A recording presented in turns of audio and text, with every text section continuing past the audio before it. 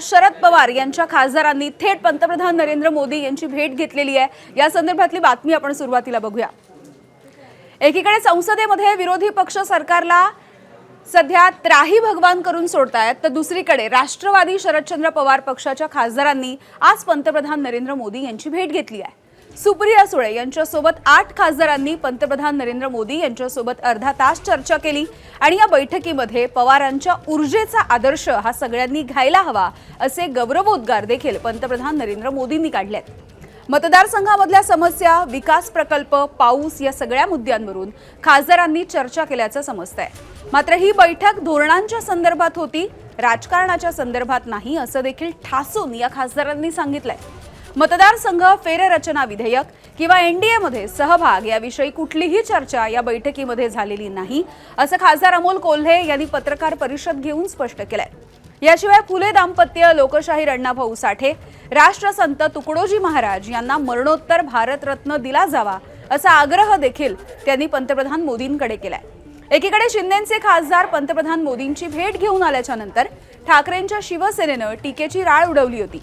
आता त्यांचे मित्र पक्ष असलेल्या राष्ट्रवादी शरदचंद्र पवार पक्षाने मात्र मोदींची भेट घेतली, त्यामुळे भुवया देखील उंचावल्या। तर या भेटीची इनसाइड स्टोरी आपण बघूयात। नरेंद्र मोदींनी शरद पवार यांच्याविषयी गौरवोद्गार काढले।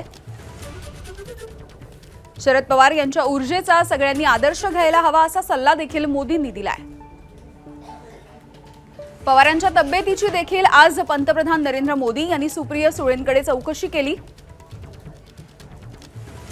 तर मतदारसंघामधल्या समस्या, विकास प्रकल्प, पाऊस या वेगवेगळ्या मुद्द्यांवरती चर्चा झाली आहे। फुले दाम्पत्य, अण्णाभाऊ साठे, तुकडोजी महाराज यांना भारतरत्न देण्याची मागणी खासदारांनी केली। शिवरायांच्या 12 किल्ल्यांना युनेस्कोचा दर्जा दिल्याबद्दल निलेश लंके यांनी मोदींचे आभारही मानले। गडकिल्ल्याच्या संवर्धनासाठी केंद्राकडे निधीची मागणी देखील खासदारांनी केली।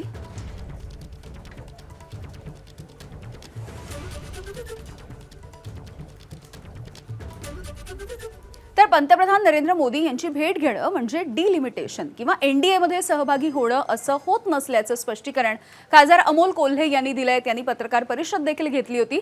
तर याच भेटीच्या मुद्द्यावरून माजी मुख्यमंत्री असणारे पृथ्वीराज चव्हाण यांनी देखील प्रतिक्रिया दिली आहे। पंतप्रधानांची भेट घेणं आणि ज्यासाठी 3 जिल्ह्यातल्या हजारो लोक रस्त्यावर येतात आणि त्या संदर्भात ते आंदोलन होतं, मग माननीय पंतप्रधानांकडे कैफियत नाही मांडायची, मग कोणाकडे मांडायची? तर याचा संबंध मला वाटतं लगेच डिलिमिटेशनच्या बिलाशी किंवा लगेच एनडीए मध्ये ढकलायच्या संदर्भात हा लावला जाऊ नये असं मला वाटतं। एक्झॅक्टली कोणाचं काय चाललेलं आहे, कोण कोणाला कशाकरता भेटतंय, सकृतदर्शनी ते सांगतात, काहीतरी कारण सांगतात, पण तो कशाकरता भेटतं हे आपल्याला सर्वांना माहिती आहे की जेव्हा अशा भेटीगाठी होतात आणि ज्या भेटीगाठी उघड होतात त्या वेगळ्या आहेत, त्या गुप्त होतात त्या आपल्याला कोणालाच कळत नाही, त्याही होतात।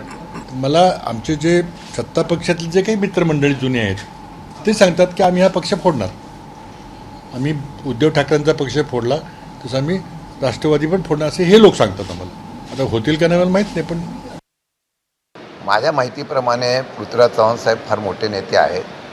त्यावेळेला काँग्रेसचे विचार आणि महाविकास आघाडी म्हणून आम्ही व्यवस्थितपणे झालो असतो तर मला वाटतं महायुतीचं सरकारच आलं नसतं। मी मागच्या याच्यावर जाणार नाही। मला वाटतं की पक्षाच्या भूमिकेतून ज्यावेळेस मत व्यक्त करत असताना वस्तुस्थिती माहिती घेऊन त्यांनी बोलली तर मला वाटतं योग्य होईल।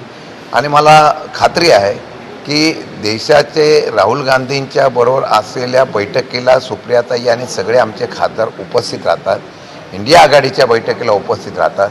आमच्या पक्षात काय अस्वस्थता आहे हे त्यांना कधी मला वाटतं माहीत पडलं, मला माहीत नाही, पण त्यात काही तथ्य नाही। तर पंतप्रधान नरेंद्र मोदी यांची भेट घेण्यामध्ये काहीही वावगं नाही अशी प्रतिक्रिया मुख्यमंत्री देवेंद्र फडणवीस यांनी देखील दिली आहे। मात्र शरद पवार यांच्या मनामध्ये काय चाललंय कधी कुणाला कळालं नसल्याचं रामदास कदम यांनी म्हटलंय आणि रामदास कदम यांच्या याच विधानावरती आता संजय राऊत यांनी प्रत्युत्तर दिलेलं आहे। चांगली गोष्ट आहे। पंतप्रधान हे देशाचे असतात, ते कुठल्या पक्षाचे नसतात। त्यांना भेटायला जाणं यामध्ये काही वावगं आहे असं मला वाटत नाही। मी देखील मुख्यमंत्री आहे, अनेक विरोधी पक्षाचे लोक मला भेटत असतात, त्यांची कामं सांगत असतात, त्यामुळे मला असं वाटतं की कुठल्याही वेगळ्या दृष्टीने याच्याकडे पाहण्याचं कारण नाही आहे. ते त्या ठिकाणी गेले आहेत ही अतिशय किंवा जाणार असतील तर अतिशय चांगली गोष्ट आहे.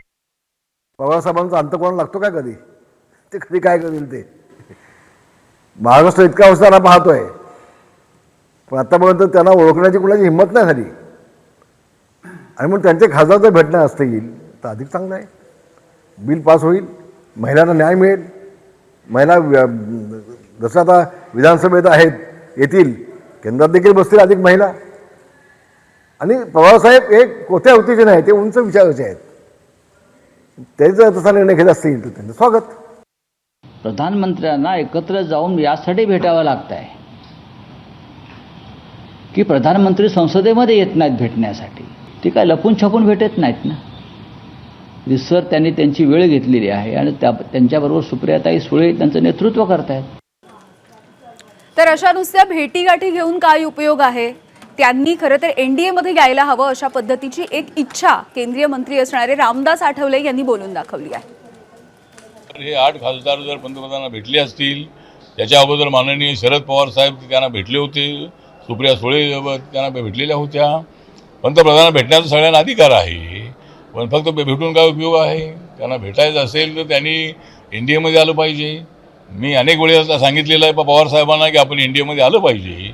जॉर्ज फर्नांडिस सारखे नेते या एनडीएमध्ये होते, तर पवार साहेबांनी यायला काही हरकत नाही आहे. त्यामुळं अजितदादांचं म्हणणं हेच होतं की शिवसेना आपल्याला चालते पण बीजेपी का चालत नाही आहे. त्यामुळं जर ते भेटले असतील तर मला असं वाटतं की जर एनडीएमध्ये ते येत असतील तर त्यांचं स्वागतच आहे आणि त्यांनी एनडीएमध्ये यावं असं माझं मत आहे.